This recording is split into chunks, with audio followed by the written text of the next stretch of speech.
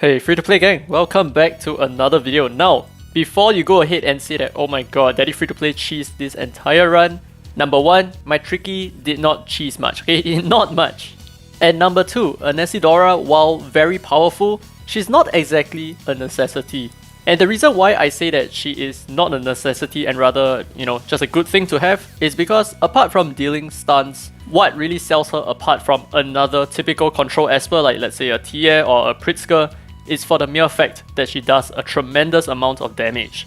So just for the sake of my sanity, I am going to be using a Nessidora just to make things a lot easier for us, to make things a lot simpler, and so that if I lose the run, I can just repeat the run very easily. So without a Nessidora, it's most of the time just going to take a little bit longer. Now the Infinity Tower is probably the hardest content in this game so far, apart from like getting EX++ on the Dislyte Lens. Or actually I think maybe even the Dislyte Lens are a little bit easier. But anyway, the Infinity Tower will be the biggest gatekeep ever. So not only are you being gatekeeped by relics, your relics need to be super on point, and I'll talk about that in just a bit, but the espers that you have need to be on point as well. So this is a major endgame check for everyone. So some of the endgame players may not even be able to partake in this because maybe they lack certain espers, and that is probably the biggest setback that I have seen thus far. Anyway, real talk here, you do not need to get all 60 stars. The 60 stars only afford you a platinum record, which in most cases doesn't really do anything at all. So your goal is not 60 stars, but your goal is 54 stars for the Abilimon, and that can be achieved by 3 stars on the 10th floor and 3 stars on the 6th floor as well.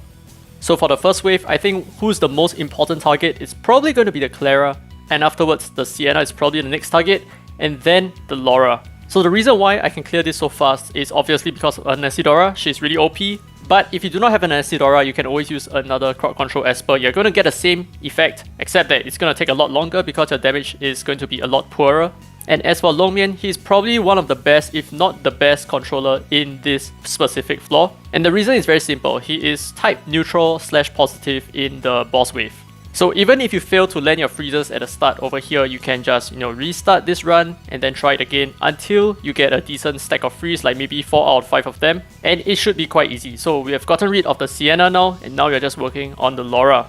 Now as for the purpose of Tricky, there is a lot. So number one, he's going to help us lengthen some of the stuns and some of the freezes on both of the first and second waves.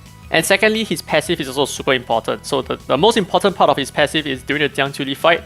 When the boss dies, he actually revives and he loses his standoff buff immediately, and he also loses another 30% of his current HP. And that is going to amount to about 11,000 HP lost, which would then put him down to 22,000 HP.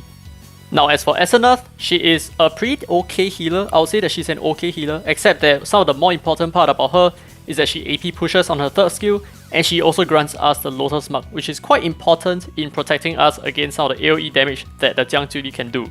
But if you do have a Clara, Clara is also very viable here. Clara is going to be really awesome for, cleansing away all of the taunt effects that our team might have. Now, finally, for Sander. Okay, so the reason why he's selected over here instead of any other esper is because of the single target damage that he can bring. And this would be super important in the boss wave.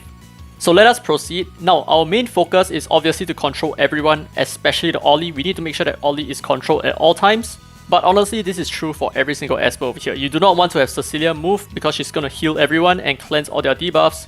And you do not want Unas to move as well because he's going to land immunity buff on his allies. Now the thing is, if Unas is controlled, he is not going to grant his allies immunity buff, which is super important. So Unas also has to stay stunned. But the thing is, right now our main priority is to get Cecilia down ASAP. We have to kill her first. Well, hopefully try to kill her first, right? Because if she dies, she's not going to revive anyone because no one else died.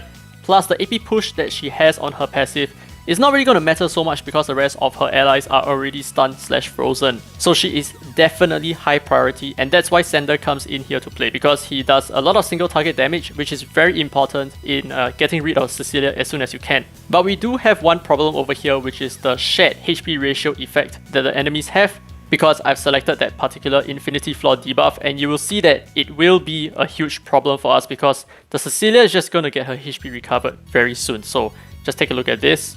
When 10 enemies take their turn, and that includes being stunned, what you notice is that they share their HP ratio. So this sucks a lot for us because now we need to work on Cecilia again, and we need to make sure that the rest of the espers are still controlled, and at the same time we need to be very careful of when JJ is going to use his third skill again, because as his HP goes down lower and lower, his third skill is going to deal a lot more AoE damage. Which is also part of the reason why I've decided to use Astronaut instead of Clara, cause Astronaut just makes the run a little bit safer, especially for my sender. So the idea right now is to just use Control Espers, right? So if you have a Lucas, which you definitely have, you can use him, and he's going to be very powerful here, especially for AP controlling the JJ when he is in his demon mode. And on top of that, you can also use Espers like Pritzker, who is going to be excellent. You can also try using Elliot, especially just right before you take the kill on the Jiang Jiuli.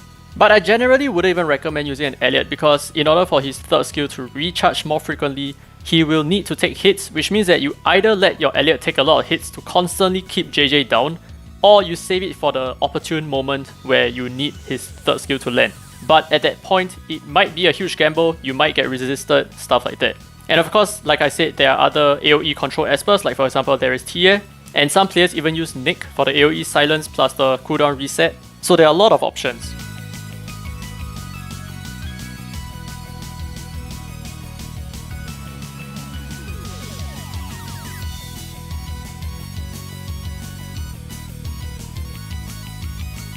And here we go, last hit on the Cecilia and we are done. So right now, things are a lot easier. And what you might have noticed is I decided to save my Sender's third skill just for JJ. So I think all we really need to do now is to make sure that the Ollie is stunned and we are okay. It doesn't really matter if the Unas moves, we just need to take out the JJ, let Tricky remove the standoff buff and then kill him. Well, hopefully that's the case as long as Tricky can strip that buff. But as you can see, we failed to strip the buff, we failed to strip the standoff buff. So Tricky's buff strip is actually not guaranteed to land at all. He will require accuracy. So unfortunately for us, we got resisted, but this just goes to show that we do not necessarily need to use Tricky for this fight. I mean, sure, we did a little bit more damage because of the passive, but that can be absolutely worked around, right? We could just use another Esper instead of a Tricky. We can use a Lucas instead to just AP lock the demon mode, and we wouldn't really need to care so much about, the extra HP loss. But here we go, one hit, and we took him down. So the rest of this fight is going to be super easy. They are all low on HP and we have a lot of controls anyway. So this will be like what I would think the easiest way to partake in this floor. Just make sure that you have an Isidora to just do a lot of damage to make things a lot easier, make things a lot faster. And use a Lomian for excellent controls. If you do not have a Lomian, I don't think this floor is going to be very easy at all. In fact, I do feel like it's going to be almost impossible in some cases, because I think Lomian is probably the most important Esper over here. So that's it for Infinity Tower Floor 10.